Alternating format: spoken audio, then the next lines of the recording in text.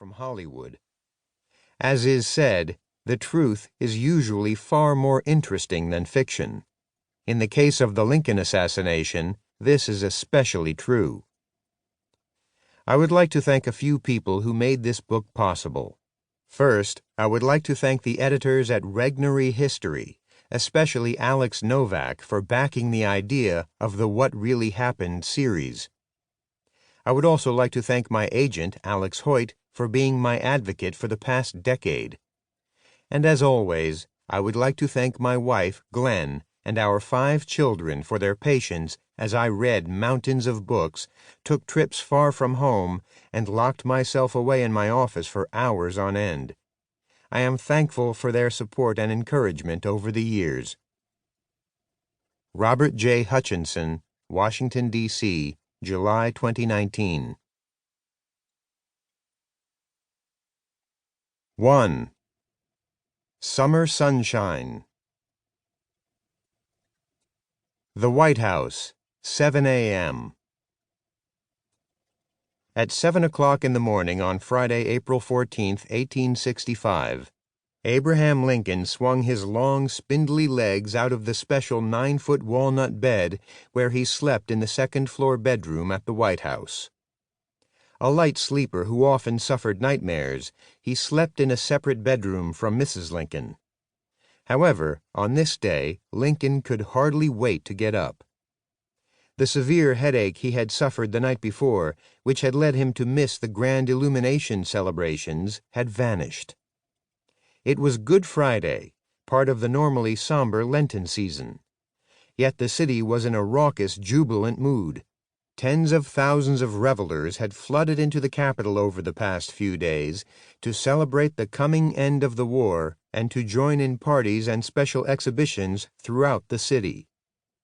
Just 5 days earlier, on April 9th, Confederate General Robert E. Lee had surrendered the Army of Northern Virginia to Union General Ulysses S. Grant following the last major battle of the war at Appomattox Courthouse in Virginia. Although Confederate President Jefferson Davis was still at large, and as many as 90,000 Confederate troops were still in the field, the war, everyone knew, was effectively over.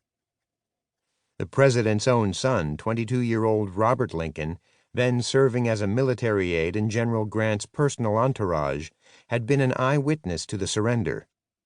He had just returned home the evening before, on Thursday night, and Lincoln eagerly awaited Robert's report at breakfast.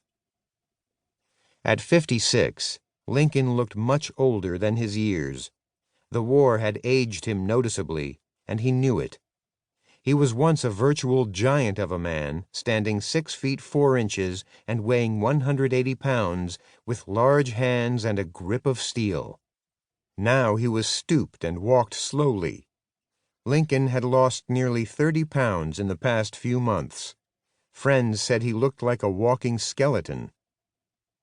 Yet this morning, the tall, thin president slipped into his old bathrobe, pulled on his tattered slippers, and shuffled down the hallway to the library with a light heart.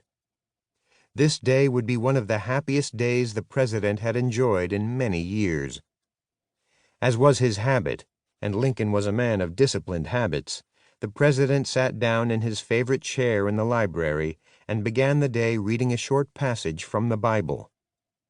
Although never a conventional Christian, Lincoln did believe in God and was a lifelong Bible reader.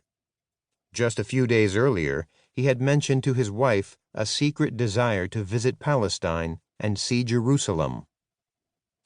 The Bible he read, a small King James edition bound in burgundy red velvet with gilt edges, was given to him at his first inauguration by the clerk of the U.S. Supreme Court, William Thomas Carroll. Later, both Barack Obama and Donald Trump would place their hands upon this Bible when swearing their oaths of office. After his morning meditations were completed, Lincoln stood up and walked a few more feet to his office, an area that is now called the Lincoln bedroom. The president liked to get a little work done before breakfast. The office was a medium-sized rectangular room with a low ceiling, plush green and gold carpet, and walls covered with purple wallpaper. On one side was a modest fireplace covered with soot.